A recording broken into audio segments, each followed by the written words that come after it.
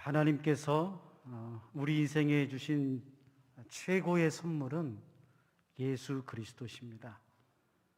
아무리 생각해 봐도 우리 인생에 하나님께서 주시는 그 선물들 중에 가장 귀하고 최고의 선물은 예수 그리스도십니다. 하나님께서 우리를 사랑하시죠? 또 선물을 주십니다. 아마 여러분들 인생 가운데, 믿음의 여정 가운데 받으신 귀한 선물들이 있을 것입니다. 그러나 묵상하면 묵상할수록 하나님의 가장 크신 선물은 바로 그분이신 예수 그리스도십니다. 그 예수님이 지금까지 우리를 붙잡고 계셨고, 우리를 인도하셨고, 우리와 함께 하셔서 인생의 고난과 어려움과 역경 속에서도 끝까지 우리를 포기하지 않고 우리를 붙잡아 주셨고 여기까지 인도해 주셨습니다. 사실 우리 인생의 여정에서 많은 선물을 받았지요. 부모님으로부터 선물을 받았습니다. 지금도 부모님의 은혜로 우리가 살아가지요. 너무나 귀합니다. 또한 선생님과 스승들에게 선물을 받았습니다. 배움에 대한 선물, 지혜와 교훈에 대한 많은 선물들을 받았습니다. 또 친구들에게도 선물을 받았죠. 여러 가지 참 잊지 못할 선물들을 받았지만, 그러나 오늘 우리 인생을 돌이켜보면서 내가 받은 내 인생의 최고의 선물이 무엇일까? 그건 바로 살아계신 예수님이십니다. 사순절이죠. 예수님의 순환을 묵상합니다. 예수님이 얼마나 고난을 당하시고 채찍질과 침뱉음을 받으시고 조롱을 당하셨고, 또 그 십자가의 큰 고통과 아픔을 우리가 묵상하면서 한없는 은혜를 생각합니다. 자, 그런데요, 올해만은 2020년도 사순절만은 그 예수님이 우리 인생의 최고의 은혜요, 최고의 선물임을 묵상해 봤으면 좋겠어요. 물론 육신적인 고난과 순환을 통해서도 은혜를 받지만, 여러분, 자기를 비우시고 사람의 모양이 되어 우리에게 오신 그 예수님의 마음, 그 예수님의 은혜가 얼마나 귀한지 묵상하는 사순절 절기가 되시기를 바랍니다. 여러분, 하나님의 선물을 받으려면 어떻게 해야 되겠습니까? 기대하고 기대하십시오. 하나님께서 여러분의 인생에 선물을 주시고 특별히 예수 그리스도의 크신 은혜를 주실 때에 입을 넓게 여시고 하나님 앞에 더 크게, 더 간절한 마음으로 기도할 때에 하나님께서 우리에게 예수님을 보내주십니다. 누가복음 6장 38절 말씀입니다. 주라, 그리하면 너에게 줄 것이요 곧 후히 되어 누르고 흔들어 넘치도록 하여 너에게 안겨주리라. 예수님께서 하신 말씀이에요. 누르고 흔들어 넘치도록 너에게 주시리라. 누구에게요? 입을 넓게 벌려 하나님의 선물을 사모하고 기대하는 자에게 하나님께서 귀한 선물을 허락해 주실 줄로 믿습니다. 오늘 말씀은 말씀 그대로예요. 우리가 너무나 잘 알고 있는 말씀입니다. 요한복음 3장 16절. 성경을 통틀어서 가장 귀한 말씀이 뭐냐? 요한복음 3장 16절입니다. 이 요한복음 3장 16절에는 하나님의 마음, 하나님의 은혜, 하나님의 선물이 나와 있어요. 4가지가 나옵니다. 오늘 이 말씀을 통해서 하나님의 선물, 특별히 예수 그리스도를 만나는 귀한 시간 되셨으면 좋겠습니다. 첫 번째로, 하나님의 선물은 하나님께서 이 세상 우리를 사랑하시는 것입니다. 하나님의 최고의 선물은 뭐냐? 오늘 첫 번째로 하나님이 이 세상, 특별히 우리를 사랑하신다는 거예요. 요한복음 16장 상반절 말씀입니다. 하나님이 세상을 이처럼 사랑하사. 여기서 중요한 단어가 두 개 나옵니다. 세상을 이처럼. 동그라미를 쳐놓으세요. 세상을 이처럼. 자, 첫 번째로 세상은 뭐냐? 두 가지 의미가 있습니다. 첫 번째로는 하나님이 이 세상을 창조하셨다는 말이에요. 하나님께서 그저 우리의 이 땅의 사람들을 사랑한 것이 아니라 하나님께서 이 우주 만물을 창조하신 세상을 사랑하고 있다는 말입니다. 자, 그런데 더 놀라운 건 뭐냐면은 그 모든 만물이 아름답고 정말 귀하지만 그 중에서 하나님의 형상대로 지음받은 우리를 사랑한다는 말입니다. 자, 보세요. 창세기 1장 27절 말씀입니다. 하나님이 자기 형상 곧 하나님의 형상대로 사람을 창조하시되 남자와 여자를 창조하시고, 하나님께서 이 세상을 창조할 때에 꽃들, 나무들, 아름다운 동물들은 말씀으로 창조했어요. 있으라. 그런데 우리 인간만은 하나님의 형상대로 지음을 했습니다. 이 형상이란 말은 그냥 단순히 꼴, 모양이란 말이 아니라 하나님의 형상, 즉 하나님이 우리 안에 계신다는 말이에요. 하나님께서 우리 안에 계신다는 말을 하나님의 형상대로, 하나님의 모양대로 사람을 지었다라고 말하는 거예요. 사랑하는 성도 여러분, 우리 안에 누가 계십니까? 하나님이 계세요. 하나님께서 왜 코끼리, 사슴 이런 것도 사랑하지만 특별히 이 세상, 우리를 사랑하는가? 이유는 한 가지입니다. 하나님의 형상이 우리 안에 있기 때문에 그런 거예요.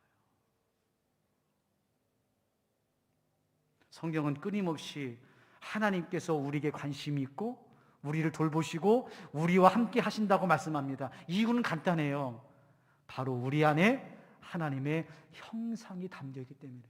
근데 문제는 그 하나님의 형상을 받은 인간이 타락을 해요. 범죄하고 교만하여서 그 하나님의 형상을 잊어버립니다. 고장나요. 부패해요. 오염돼 버리죠. 자, 그때 하나님께서 그 타락한 인간에게 이렇게 말씀하십니다. 창세기 3장 15절 말씀이에요. 내가 너로 여자와 원수가 되게 하고 내 후손도 여자의 후손과 원수가 되게 하리니 여자의 후손은 내 머리를 상하게 할 것이요 너는 그의 발꿈치를 상하게 할 것이니라 하시고, 하나님께서요 그 범죄하고 타락하여 하나님의 형상이 고장난 인간에게 구원의 약속의 말씀을 하고 계시는 거예요. 자, 그런데 이처럼이란 말이 무슨 말일까요? 하나님이 세상을 이처럼 사랑했다는 이 이처럼이라고 하는 뭐냐? 하나님께서 약속하신 대로 사랑한다는 거예요. 이게 하나님의 신비입니다. 여러분, 하나님은 전능하신 하나님이시죠. 하나님께서 마음대로 할 수 있어요. 물론 하나님은 선하시기 때문에 하나님이 하시는 일은 선하신 일인 줄로 믿습니다. 그러나 하나님께서 우리를 이처럼 사랑했다는 말은 창세기 3장 15절 말씀을 비롯해서 성경에서 나오는 그 말씀대로 우리를 사랑하고 있다는 거예요. 여러분, 하나님의 사랑을 알고 싶으세요? 하나님의 선물을 알고 싶으세요? 그러면 하나님의 말씀을 알아야 됩니다. 이사야 46장 11절 말씀입니다. 내가 동쪽에서 사나운 날짐승을 부르며 먼 나라에서 나의 뜻을 이룰 사람을 부를 것이요 내가 말하였은즉 반드시 이룰 것이요 계획하였은즉 반드시 시행하리라. 하나님께서 이사야에게 말하는 거죠. 내가 이 이스라엘 백성들을 바벨론에서 다시 돌아오게 하는데 뭐라고 말해요? 내가 말하였은즉 반드시 이룰 것이요 계획하였은즉 반드시 시행하리라. 이게 이처럼입니다. 이처럼. 하나님께서 세상을, 우리를 이처럼 사랑했다는 말은 하나님께서 언약하신 말씀대로 사랑했다는 거예요. 또 한 가지는요, 이처럼이란 말은 일방적인 사랑을 말합니다. 무조건적인 사랑을 말하는 거예요. 하나님께서 세상을 이처럼 사랑했다고 하는 말은 하나님께서 우리의 상황과 상태와 신분과 지위와 상관없이 하나님께서 작정하셨고 하나님께서 말씀대로 이루시기 위해서 일방적으로 무조건적으로 하나님께서 이처럼 사랑하고 있는 거예요. 여러분, 이게 은혜입니다. 내가 뭘 잘하고 내가 뭐 신실하고 예배 잘 드리고 기도 열심히 해서 사랑하는 것이 아니에요. 하나님께서 우리가 약함을 아십니다. 우리의 허물 아세요. 그럼에도 불구하고 이처럼이란 말은 무조건적으로 사랑한다는 거예요. 사도 바울이요, 이 말씀을 하면서 우리가 어떤 사람인지를 이야기하고 있어요. 로마서 5장 10절 말씀입니다. 우리가 원수 되었을 때에 그의 아들의 죽으심으로 말미암아 하나님과 화목하게 되었은즉 화목하게 된 자로서 더욱 그의 살아나심으로 말미암아 구원을 받을 것이요. 하나님과 원수 되었을 때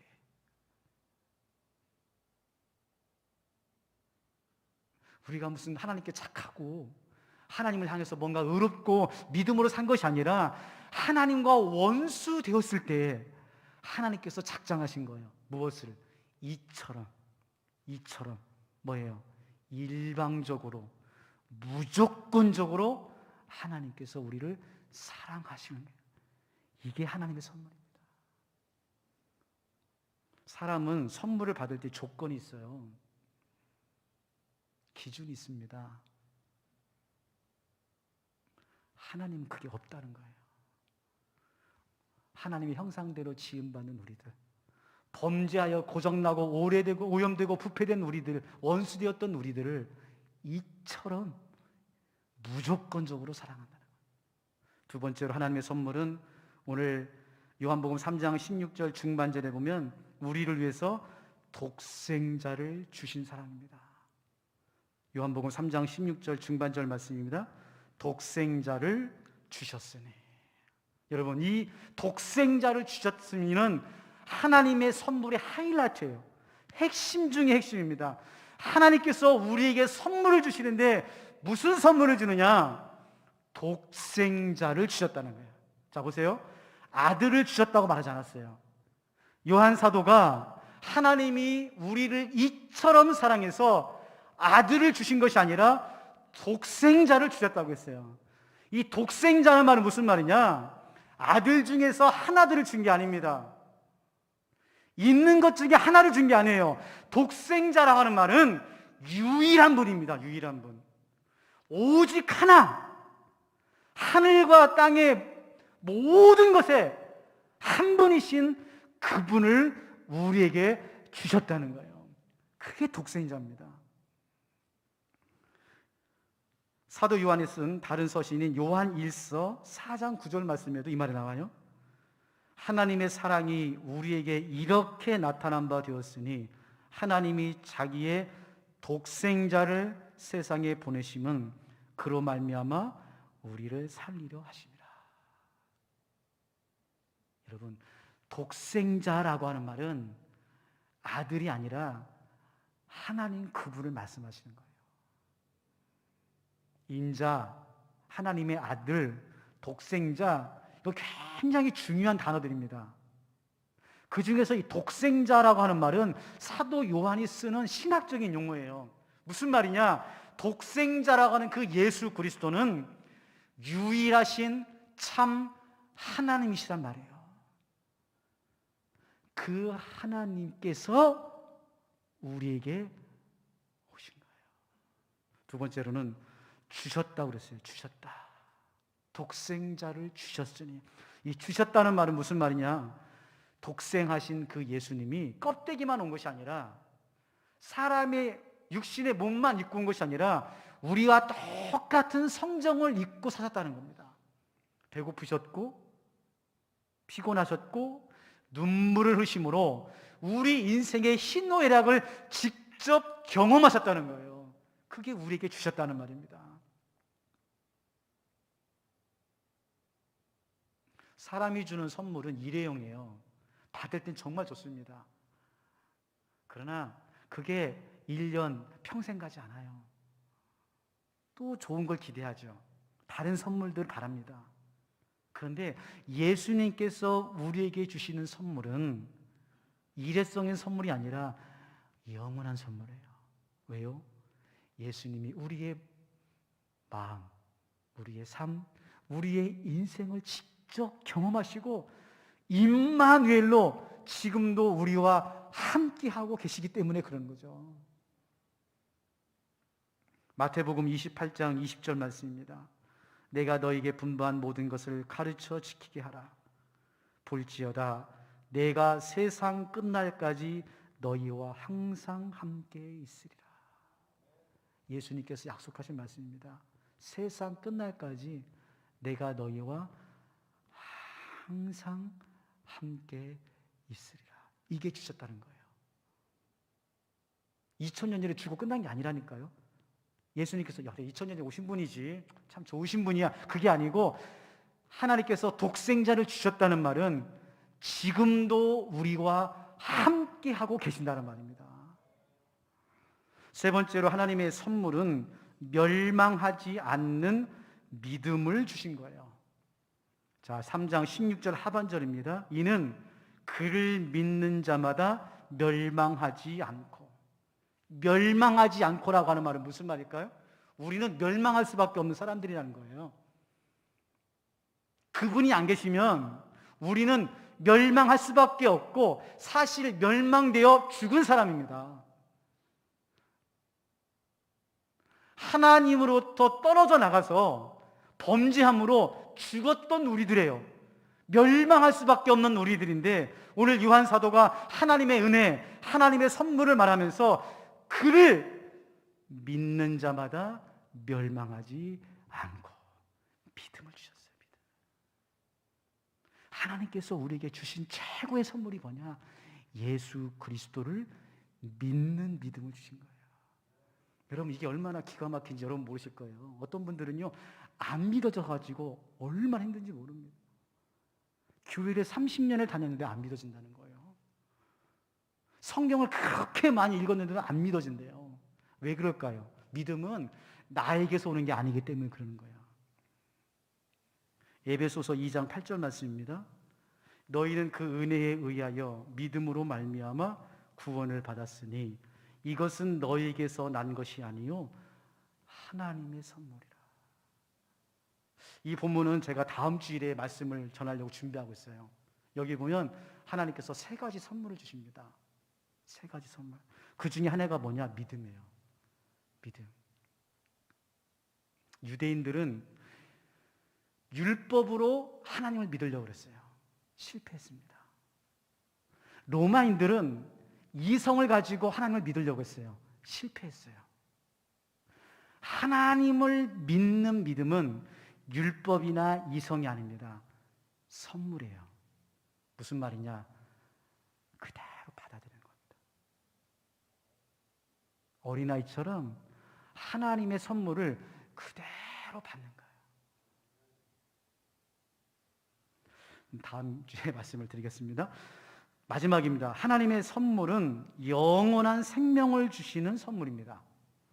네 번째 선물이죠. 하나님의 선물은 영원한 생명이에요. 오늘 요한복음 3장 16절 마지막 말씀입니다. 영생을 얻게 하려 하심이라. 하나님의 최종적인 선물이 뭐냐? 영생입니다. 자, 이 영생은 한 가지 오해가 있고 한 가지 분명한 사실이 있어요. 첫 번째로 한 가지 오해는 뭐냐? 영생은 천국을 가는 게 아닙니다. 자꾸 영생하면 그래 목사님 맞죠? 제가 예수 잘 믿고 죽으면 천국 가지요. 하나만 맞고 둘은 틀린 거예요. 예, 맞습니다. 우리가 죽으면 예수 믿는 사람들은 천국에 갑니다. 그러나 지금 말하고 있는 이 영생은 뭐냐? 지금 이 순간 예수님과 함께하고 있으면 영생입니다. 그 말씀인 거예요. 내가 너에게 영생을 준다는 말은 그래 세상에서 고생하지 나중에 죽어서 천국 오면 내가 잘해줄게 이게 아닙니다. 예수 그리스도와 지금 이 순간 함께하고 있는 순간이 영생이에요. 그래서 예수님께서 친히 요한복음에 뭐라고 말씀했습니까? 나를 믿으면 죽어도 살고 살아서 믿는 자는 영원히 살리라. 예수 그리스도를 믿는 그 순간부터 우리는 영원의 삶을 살아가는 거예요. 이게 영생입니다. 사랑하는 성도 여러분, 하나님께서 왜 우리에게 예수님을 주시고 믿음을 주셨을까요? 목적은 하나예요. 멸망으로, 지옥으로 떨어질 우리들을 영원한 생명으로 초대하고 계십니다. 우리는 다 그 초청장을 받은 사람이에요. 이 초청장을 내가 받을 것인가? 거부할 것인가? 내가 그 초청장을 받아들이고 영원한 삶을 살 것인가? 아니면 거부하고 멸망의 삶을 살 것인가? 그 선택의 순간에 우리는 인생을 살아가는 것이죠. 말씀을 정리하겠습니다. 사랑하는 성도 여러분, 사순절 첫째 주일입니다. 5주간 우리가 예수님의 순환을 생각하고 십자가의 그 죽음을 우리가 묵상할 겁니다. 물론 그 예수님의 육신적인 고통, 침뱉음을 당하고 채찍을 맞고 십자가를 짊어지고 못 박혀 죽는 그 인간적인 고통을 우리가 묵상하면서 그 끔찍한 아픔과 그 고난을 우리가 묵상해야 되지만, 올해 사순절만은 그와 함께 그 예수님이, 그 독생자이신 그 예수님이 오늘 우리에게 오셔서 자기를 비우시고 종의 형체로 우리와 함께 하시는 하나님의 선물임을 감사하며 묵상해 봤으면 좋겠어요. 우리가 무엇인데, 우리가 뭘 했는데 예수님께서 지금도 우리와 함께 하셔서 말할 수 없는 탄식으로 우리의 믿음을 위해서, 우리의 인생을 위해서 기도하고 계십니다. 여러분, 우리 인생 최고의 선물, 그 예수님, 그 주님을 믿고 영원한 생명을 살아가는 저와 여러분 되시기를 주님의 이름으로 축원합니다. 하나님 아버지, 오늘 사순절을 맞이하며 예수님의 순환과 하나님의 선물에 대해서 함께 생각해 봅니다. 예수님의 그 십자가의 고난과 아픔과 죽음도 너무너무 귀하지만 자기를 비워 종의 형체를 입고 하나님 되신 그분이 독생하신 예수님으로 우리에게 오셔서 우리 인생의 최고의 선물로 영원한 선물을, 생명을 허락하시니 감사를 드립니다. 바라기는 오늘 이 예수님의 초청장을 손에 잡고 우리가 어떻게 선택하고 결정할 것인지 하나님 은혜를 주시고 믿음을 더하여 주시옵소서. 아버지 하나님, 귀한 예물을 아버지 앞에 올려드리는 손길이 있습니다. 10의 1조와 감사의 예물, 귀한 손길들마다 하나님께서 복내려 주시고 길을 열어주시고 문을 열어주셔서 기도의 제목들이 다 성취되고 이루어질 수 있도록 하나님 복의 복을 더하여 주시옵소서. 우리 인생의 최고의 선물이신 예수님의 이름으로 기도하옵나이다. 아멘. 다 같이 일어나셔서